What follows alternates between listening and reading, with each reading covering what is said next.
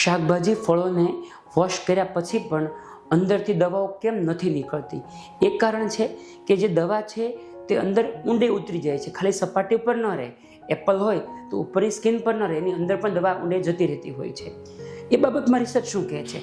અમેરિકાની અંદર doctor Yang છે, એમણે એક એના પર ખૂબ સુંદર ડિટેલમાં રિસર્ચ કરેલું છે. એમણે શું કર્યું કે જે શાકભાજીનું જે પાંદડું હોય એને પહેલાં વોશ કરી નાખ્યું, જેથી અંદરથી દવા જતી રહે.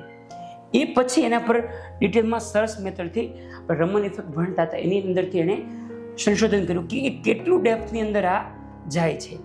તો એમાં ખ્યાલ આવ્યો કે 24 કલાકની અંદર સપાટીથી લગભગ 250 થી 300 માઇક્રોમીટર સુધી અંદર ઊંડે દવાઓ જતી રહેતી હોય છે.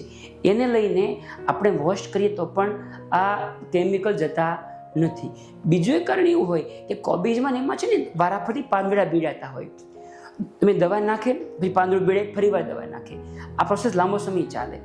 એટલે ઉપરથી દવાથી કેમિકલ્સ જતા નથી, દવાઓ નહીં જશે એવા કેસમાં. એટલા માટે આપણે આગળ વાત કરીશ એ સ્પેશિયલ મેથડથી આપણે ધોવું પડશે.